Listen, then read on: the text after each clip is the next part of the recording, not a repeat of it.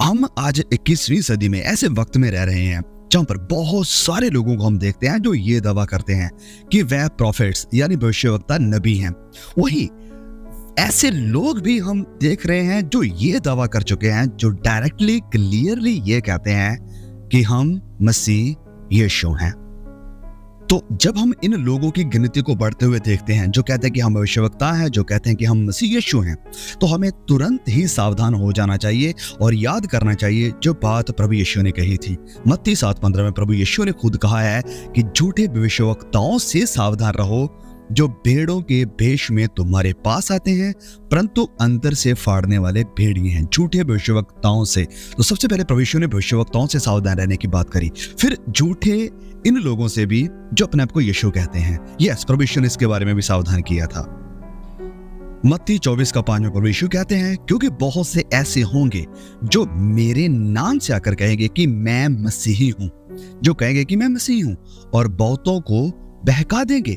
और फिर यही नहीं, प्रभु यीशु आगे भी कहते हैं वचन 24 में कि क्योंकि झूठे मसीही, यहां पर क्लियरली लिखा है कि झूठे मसीही और झूठे भविष्यवक्ता, ये दोनों, झूठे भविष्यवक्ता और झूठे यीशु मसीह, झूठे मसीह और झूठे भविष्यवक्ता उठ खड़े होंगे और बड़े चिन्ह और अद्भुत काम दिखाएंगे।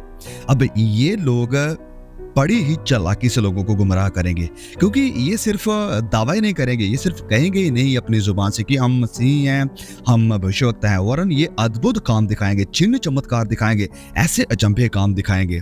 वचन कहता है कि यदि हो सके तो वो चुने हुओं को भी बहका देंगे।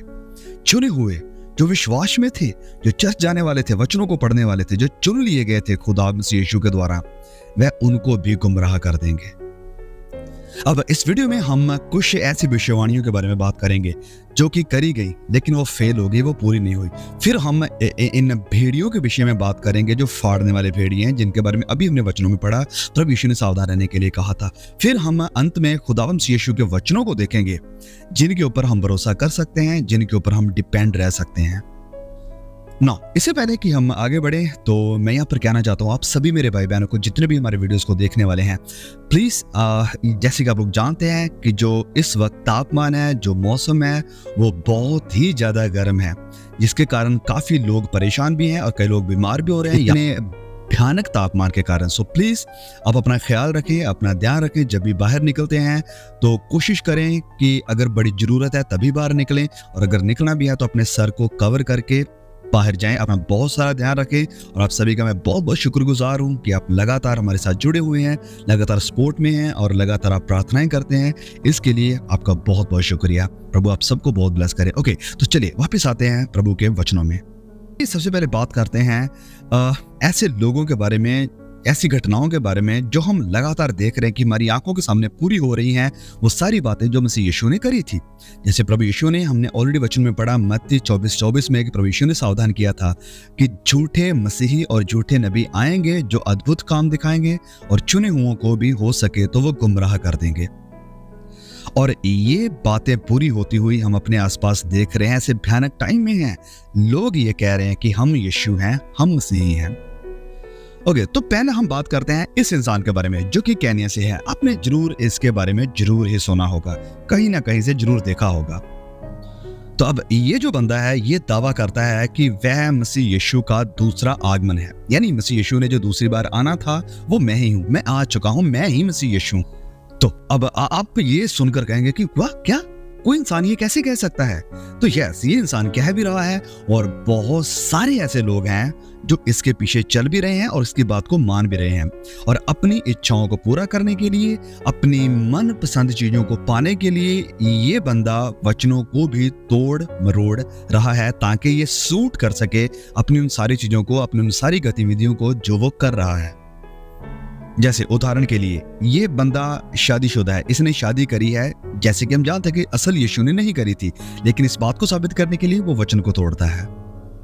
और साथ ही साथ फिर वो ये भी कहता है कि जो उसके साथ के चेले थे यानी शागिर्द थे, प्रेरित थे, और उन सब का पुनर्जन्म हो चुका है, उनका दूसरा आगमन हो चुका है, वो भी मेरे साथ ही आए हैं। तो जैसे कई बड़े बड़े चेहरे हैं वो उनका नाम भी लेता है, जैसे कि वो कहता है कि नोहा भी हमारे साथ है, एलिया भी हमारे साथ है, और बाकी जो प्रेरित थे मसीह यीशु के वो सारे अब यहाँ पर हैं, यहाँ तक कि मरियम भी यहाँ पर है। अब ये एक इंसान है जो मसीह यीशु होने का दावा कर रहा है। अब सिर्फ यही नहीं है, एक और है जिसका नाम है एलन जॉन मिलर, और ये भी दावा करता है कि वो मसीह यीशु है, और ये वही है जिससे सावधान रहने के लिए प्रभु यीशु ने कहा कि वह फाड़ने वाले भेड़िए हैं। My name's Alan John Miller, but I'm actually Jesus. I remember all of the events of my crucifixion. I understood what was going on. I understood the reason for my death. And he's collecting disciples. Okay, तो इसके बारे में देखा Elon John Miller को।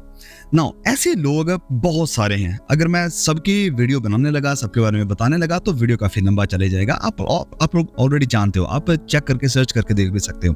Now मेरे कहने का मतलब क्या, मैंने ये 2 एग्जांपल्स आपको क्यों दिखाई। सबसे पहली बात ये दिखाने के लिए कि जो वचन से यीशु ने कहे थे वो पूरे हो चुके हैं। जिन चीजों से सावधान रहने के लिए प्रभु यीशु ने कहा था वो पूरे हो चुके हैं। फिर आप मदर यरूशलेम चर्च के बारे में भी जानते हैं, उसका जो लीडर है वो भी ये दावा करता है कि वो मसीह यीशु का दूसरा आगमन है। मसीह यीशु कोरिया में पैदा हो चुका है और वो यही है ना। इन सबको दिखाने का मतलब यही है, जैसे मैंने कहा कि वचन पूरे हुए हैं। दूसरी बात ये कि जब मैं देखता हूं कि इनके पीछे भीड़ लगी हुई है, इनके पीछे लोग लगे हुए हैं, तो सबसे बड़ा दुख मुझे तब होता है। I pity on those people। मुझे उन लोगों पर तरस आता है कि कैसे कोई इन लोगों को मान सकता है कि ये यीशु है। लेकिन सच्चाई यह है कि लोग मान रहे हैं। क्यों मान रहे हैं? क्योंकि ऑलरेडी प्रभु यीशु ने कहा था कि ऐसा होगा कि चुने हुए भी बहका दिए जाएंगे, गुमराह हो जाएंगे। ना, अगर हम इंडिया में आए, अगर हम बात करें इंडिया की और स्पेशली हमारे पंजाब में जो कुछ हो रहा है, आज आपने देखे कई वीडियोस आपने देखे आपके सामने, जहां पर लोगों ने क्लियरली कह दिया कि ये यीशु के जैसे दिखते ही नहीं है, ये यीशु ही है, ये यीशु ही है। ये वीडियोस आने के बाद ना तो उस बंदे ने सॉरी कहा कि हाँ मुझसे गलती हुई, और ना ही उस इंसान ने कहा जिसको यीशु कहा गया था कि हाँ ओके मैं यीशु नहीं हूं, मैं तो प्रभु का छोटा सा दास हूं। नहीं, उन्होंने भी नहीं कहा। सो कहने का क्या मतलब है कि ये सारा कुछ जो आज हम इंडिया में भी होते हुए देख रहे हैं, इसमें कोई अचंभे की बात नहीं होगी कि अगर कोई इंसान कल को कह दे कि मैं मसीह यीशु ही हूं, मैं उसका दूसरा आगमन हूं, तो लोग उसके भी मान लेंगे, लोग उसको पूजना शुरू कर देंगे, लोग उसकी वर्शिप करना शुरू कर देंगे। लोगों को कोई ऐतराज नहीं होगा। आज भी जैसे नहीं हो रहा है, जब वो झूठी भविष्यवाणियां करते हैं और कोई उन्हें पॉइंट आउट करता है तो लोग कहते हैं कि तुम उसके क्यों जज कर रहे हो, तुम एंटी क्राइस्ट हो, तुम शैतान हो, तुम ये हो वो हो। तो मैं जैसे कह रहा हूं, इसमें कोई चंबा नहीं होगा, इसमें कोई हैरानी नहीं होगी अगर आज भी कोई इंसान उठकर खड़ा होकर अगर हमारे पंजाब से कोई कह दे कि मैं यीशु हूं, तो लोग यस डेफिनेटली उसके पीछे जाना शुरू कर देंगे। और यहां से एक हमें और तीसरी बात, एक और मेंटालिटी देखने को मिल रही है। जैसे ये वचन कहता है कि वो चिन्ह चमत्कार दिखाएंगे, तो आज जैसे ये ट्रेंड है चिन्ह चमत्कारों के पीछे भागना, भले ही हमारी आत्मा का क्या हो रहा है, वचनों की शिक्षा का क्या हो रहा है, वचनों को कैसे तोड़ा जा रहा है, कैसे झूठी भविष्यवाणियां हो रही है, उनका कोई फर्क नहीं पड़ता। लोगों को बस चमत्कार चाहिए, अपने लिए एक्सपीरियंस चाहिए। लोगों को चाहिए कि अगर मैं फेलोशिप में, सभा में जाता हूं, तो जैसे दूसरों का नाम पुकारा जाता है, मेरा भी कभी ना कभी नाम पुकारा जाए, मेरा भी नाम लेकर मेरे लिए भविष्यवाणी करी जाए। तो लोग इस चमत्कार के पीछे भाग रहे हैं। तो सोच कर देखिए तीसरी बात जो कि बड़ी भयानक है, जब झूठा नबी और झूठा मसीही ये दोनों जब एक साथ काम करेंगे एंड टाइम में, एंटी क्राइस्ट और फॉल्स प्रॉफिट, जिसके बारे में क्लियरली हमने स्टडी किया था रेवलेशन 13 की स्टडी करते वक्त, जिसके बारे में लिखा है प्रकाशित वाक्य 13 में, जब ये लोग उठ खड़े होंगे और वचन में लिखा है कि वो ऐसे अद्भुत काम दिखाएंगे, ऐसे अद्भुत काम दिखाएंगे कि आग भी बरसा देंगे आसमान से, बहुत अचंभे के काम करें, वो मूर्ति में जान भी डाल देंगे। तो जब ऐसे कामों को लोग देखेंगे तो डेफिनेटली भीड़ों की भीड़ गुमराह हो जाएगी। People will be deceived in multitudes, बहुत बड़ी बड़ी भीड़ गुमराह होगी और उनके पीछे चलेगी। तो ये 3 चीजों को हमें ध्यान में रखना। सबसे पहली बात है कि जब हम इन चीजों को देख रहे हैं, ये वचन पूरे हो रहे हैं, इसके लिए हमें आनंद भी करना चाहिए, खुशी भी करनी चाहिए कि यस प्रभु ने जो कहा था वो पूरा हो रहा है। दूसरी बात, हमें उन लोगों की मेंटालिटी को देखना चाहिए कि जो लोग इनके पीछे चल रहे हैं, और हमें अपने आप को भी परखना चाहिए कि कहीं हम भी ऐसे कल्ट का तो हिस्सा नहीं बनते जा रहे। तीसरी बात है कि ये सब कुछ को जब हम देख रहे हैं तो ये एक छोटी सी एग्जाम्पल है उस आने वाली बड़ी गुमराही की, कि जब एंटी क्राइस्ट और झूठा भविष्यवक्ता एक साथ मिलकर सेवकाई करेंगे और लोगों को गुमराह करेंगे। ओके, अब हम देखते हैं कुछ झूठी भविष्यवाणियों को जो करी गई लेकिन पूरी नहीं हुई।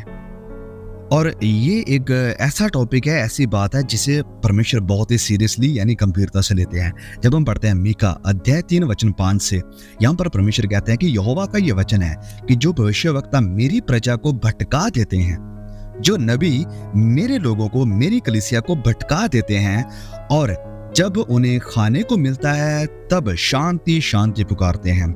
जैसा देखा आपने, जब कोई कहता कि ओके खुदा आपको बड़ा घर देने जा रहा है, खुदा आपके लिए बड़े अचंभे काम कर रहा है, आने वाला साल आपके लिए बड़े ब्रेक थ्रू का, बड़ी महिमा का, बड़े ब्लेसिंग का साल होगा, तो लोग क्या करते हैं, आमीन, आई रिसीव पापा। यही सब कुछ यहाँ पर वचन कह रहा है कि जब उन्हें कुछ मिलता है तो वो कहते हैं शांति शांति पुकारते हैं, और यदि कोई उनके मुंह में कुछ ना दे तो उसके विरुद्ध युद्ध करने को तैयार हो जाते हैं। हमारे जैसे लोग जब उनकी भावनाओं के, उनकी इच्छाओं के खिलाफ बात करते हैं, वचनों की बात करते हैं जो कि उनकी मेंटालिटी के खिलाफ जाती है, तो उनके खिलाफ युद्ध करने को तैयार हो जाते हैं। हमें आकर गालियां देते हैं, हमें एंटी क्राइस्ट कहते हैं, हमें शैतान कहते हैं। वचन 6, इस कारण तुम पर ऐसी रात आएगी कि तुमको दर्शन ना मिलेगा और तुम ऐसे अंधकार में पड़ोगे कि भावी ना कह सकोगे। भविष्यवक्ता के लिए सूर्य अस्त हो जाएगा, उसका टाइम है लेकिन वो टाइम उसका खत्म होगा, और दिन रहते उन पर अंधियारा छा जाएगा। दर्शी लज्जित होंगे और भावी करने वालों के मुंह काले हो जाएंगे। ये जो भविष्यवाणियां करते हैं उनके मुंह काले होंगे शर्मिंदगी के कारण, क्योंकि उनकी भविष्यवाणियां पूरी नहीं होंगी, और वह सब के सब अपने होठों को इसलिए ढांपेंगे कि परमेश्वर की ओर से उत्तर नहीं मिलता ना। जब हम बात कर रहे हैं भविष्यवाणियों की और भविष्यवाणियां पूरी होने की या भविष्यवाणियां झूठी होने की, मेरा ये बिल्कुल भी विचार नहीं है, और मैं अच्छी तरह से भविष्यवाणियों के ऊपर विश्वास करता हूं कि भविष्यवाणियां पूरी होती हैं। सबसे पहले तो जो वचनों में कही गई ऑलरेडी हमने देखा पूरी हो रही हैं। फिर आज भी कई खुदा के सच्चे नबी हैं, खुदा के लोग हैं जो सच में सच्ची भविष्यवाणियां करते हैं, और मैंने अपनी जिंदगी में भी उन्हें एक्सपीरियंस करते हुए देखा है। लेकिन हमें सावधान रहना चाहिए उन लोगों से जिनके कारण लोगों के विश्वास को ठेस पहुंच रही है, जिसके कारण लोग विश्वास से फिर जाते हैं, और ऐसा इतिहास में कई बार हो चुका है और फिर होगा, जिसके लिए हम सावधान करने की कोशिश कर रहे हैं। अब चलिए बात करते हैं कुछ भविष्यवाणियों की जो करी गई लेकिन वो पूरी नहीं हुई, जिसके कारण लोग बहुत निराश हो गए, स्पेशली क्रिश्चियंस जिन्होंने विश्वास को छोड़ दिया था। इतिहास में ये कई बार हो चुका है। लेकिन बात करते हैं 2015 की। 2015 में एक भविष्यवाणी थी फोर्ड ब्लड मून प्रोफेसी के नाम से, और इस भविष्यवाणी में दावा किया गया था एंड टाइम का कि अब अंत की शुरुआत हो चुकी है, अंत होने वाला है। ओके, तो इस भविष्यवाणी में भी बहुत सारी कैलकुलेशंस करके बड़ा कुछ साबित करने की कोशिशें करी गई थी। अब देखिए, मैं इसको बिल्कुल भी गलत नहीं मानता इस बात को कि हमें जो चिन्ह हैं उन्हें नहीं देखना चाहिए, जो चिन्ह आसमान में दिखाई देते हैं, जो चिन्ह हमें धरती में दिखाई दे रहे हैं, बिल्कुल हमें इनकी तरफ ध्यान रखना चाहिए, इन्हें पढ़ना चाहिए, इनकी स्टडी करनी चाहिए जैसे वचन हमें कहता है। लेकिन ये जो डेट सेटिंग है, आई थिंक यहाँ पर हमें थोड़ा सा सावधान रहना चाहिए। और इसकी रिसेंट एग्जाम्पल हमें अभी देखने को मिली अप्रैल महीने को। आपने बहुत सारे YouTube चैनल के ऊपर देखा भी होगा। अप्रैल 8 की भविष्यवाणी थी, एक सोलर एक्लिप्स होने वाला है और अब रैप्चर हो जाएगा। रैप्चर 2024 ये अप्रैल को होगा। 8 अप्रैल को जो सोलर एक्लिप्स है ये अंतिम समय का चिन्ह है और रैप्चर हो जाएगा।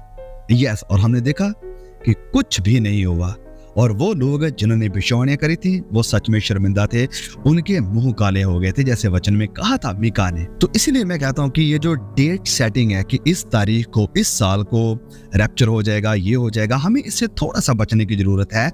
हाँ, हम प्रोबेबिलिटी दिखा सकते हैं कि अनुमान लगाया जा सकता है कि हो सकता है इस साल को, लेकिन श्योर नहीं हो सकते, परमानेंट हम मोहर लगा कर नहीं कह सकते हाँ ये होगा ही होगा। इस चीज से हम बचकर रहने की जरूरत है। जैसे मैंने कहा कि बहुत सारे लोगों ने ये भविष्यवाणियां करी थी कि 8 अप्रैल को या इस 2024 को रैप्चर हो जाएगा, या अप्रैल के 8 अप्रैल के 40 दिन के बाद रैप्चर हो जाएगा। लेकिन ऐसा कुछ भी नहीं हुआ, जिसके कारण लोग बहुत डिसअपॉइंट हुए और लोगों ने अपनी निराशा को जाहिर भी किया, क्योंकि ये प्रोफेसी फेल हो गई थी। और इन चीजों को साबित करने के लिए 8 अप्रैल के सोलर एक्लिप्स को रैप्चर की बात करने के लिए उन्होंने सच में उनकी जो थ्योरीज थी वो बड़ी ही कन्विंसिंग थी, साबित करने वाली थी और बड़ी अच्छी तरीके से वो साबित भी कर रहे थे। लेकिन क्या हुआ एट द एंड? वो भविष्यवाणी फेल हो गई, सब झूठ निकला और जिसके कारण कई लोग निराश हुए भी, जैसे मैंने कहा।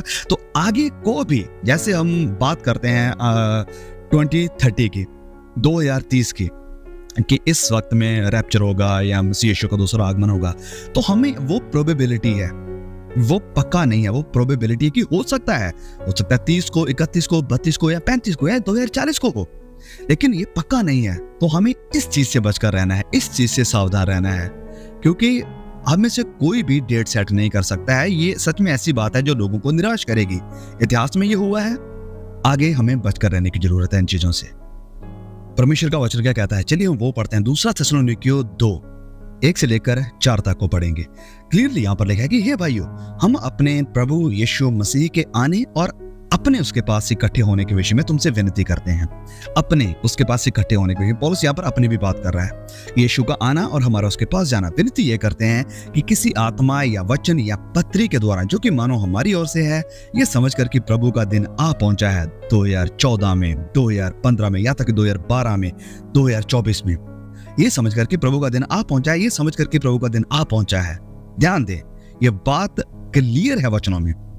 तुम्हारा मन अचानक अस्थिर ना हो जाए, तुम अचानक से डगमगा मत जाओ, तुम ना घबराओ, किसी रीति से किसी के धोखे में ना आना, क्योंकि वह दिन नहीं आएगा जब तक सबसे पहले विद्रोह नहीं होता और वह अधर्मी पुरुष अर्थात विनाश का पुत्र प्रकट ना हो ले। वह दिन नहीं आएगा। कौन सा दिन? वचन 1 में उसके बारे में बताया गया, प्रभु यीशु का आना, हमारा उसके पास जाना। वो दिन नहीं आएगा जब तक पहले धर्म का त्याग, यानी लोग विश्वास से ना फिर जाएंगे, अपोस्टेसी इंग्लिश में लिखा है, और फिर अधर्मी पुरुष यानी एंटीक्राइस्ट प्रकट ना हो ले। वचन 4, जो विरोध करता है और हर एक को जो परमेश्वर या पूज्य कहलाता है अपने आप को बड़ा ठहराता है, यहाँ तक कि वह परमेश्वर के मंदिर में बैठकर अपने आप को परमेश्वर प्रकट करता है। ओके, तो वचन क्लियर है कि वह दिन नहीं आएगा। कौन सा दिन? मैं फिर से रिपीट कर रहा हूं, वचन 1 में जो लिखा है वह दिन। कॉन्टेक्स्ट 1, वचन 1 है। कॉन्टेक्स्ट क्या है? कि प्रभु यीशु का आना और हमारा उसके पास जाना। वह नहीं आएगा जब तक पहले अधर्म का पुरुष प्रकट ना हो ले, जो विरोध करेगा, जो अपने आप को प्रभु के मंदिर में बैठाएगा और परमेश्वर होने का दावा करेगा। मेरे प्रिय भाइयों और बहनों, बहुत सारे झूठे भविष्यवक्ता हैं, बहुत सारे झूठे यीशु मसीह हैं और बहुत सारी झूठे भविष्यवाणियां हैं, जिनसे हमें बचकर रहने की, सतर्क रहने की, सावधान रहने की, होशियार रहने की जरूरत है, जैसे वचन में कह रहा है। और फिर से मैं इस बात को फिर से कहना चाहूंगा, याद दिलाना चाहूंगा कि हमें भविष्यवाणियों को पढ़ना है, भविष्यवाणियों की स्टडी करनी है, लेकिन हमें सतर्क रहना है, सावधान रहना है। और सब चीजों से जरूरी बात यह है जो वचनों में कहता है कि हमें हर दिन, हर पल, हर घड़ी मसीह यीशु के दूसरे आगमन के लिए तैयार रहने की जरूरत है। और अगर हमें उसके पास जाना पड़े, हमें उसके लिए हर पल, हर वक्त, हर घड़ी तैयार रहने की जरूरत है। और ये बात प्रभु यीशु मसीह ने खुद भी कही थी। मरकुस 13:32 से लेकर 36 तक को पढ़ेंगे। प्रभु यीशु ने खुद कहा कि उस दिन या उस समय के विषय में कोई नहीं जानता, ना स्वर्ग के दूत, ना पुत्र, केवल पिता। वचन देते थे, देखो, जागते और प्रार्थना करते रहो। जागते यानी सतर्क, यानी सावधान रहो और प्रार्थना में बने रहो लगातार, क्योंकि तुम नहीं जानते कि वह समय कब आएगा। तुम नहीं जानते। ये उस मनुष्य के समान दशा है जो प्रदेश जाते समय अपना घर छोड़ जाए और अपने दासों को अधिकार दे और हर एक को उसका काम जता दे और द्वारपाल को जागते रहने की आज्ञा दे कि तुम जागते रहना। इसलिए जागते रहो क्योंकि तुम नहीं जानते। फिर से जागते रहने की, जैसे मैं बात कर रहा हूं कि सतर्क रहना है, हमें सावधान रहना है, किसी की भी गुमराही में नहीं आ जाना है। दोबारा प्रभु ने फिर से रिपीट किया, इन्हीं 4 आयतों में दोबारा प्रभु रिपीट कर रहे हैं इस बात को। इसलिए जागते रहो क्योंकि तुम नहीं जानते कि घर का स्वामी कब आएगा, सांझ को या आधी रात को या मुर्ग के बांग देने के समय या फिर भोर को। वचन 36, ऐसा ना हो कि वह अचानक आकर तुम्हें सोते हुए पाए। ऐसा ना हो कि तुम सो रहे हो गुनाह में, पाप में, अपराध में, अपवित्रताई में। तो तुम्हें सावधान रहना है, सतर्क रहना है, प्रार्थना में रहना है खुदा के लिए।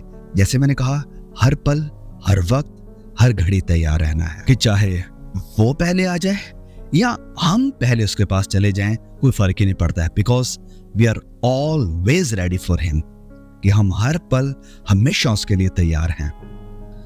और क्या ये आपका दावा है? क्या आप ये कह सकते हैं? आइए परखें अपने आप को, आइए जांचें अपने आप को।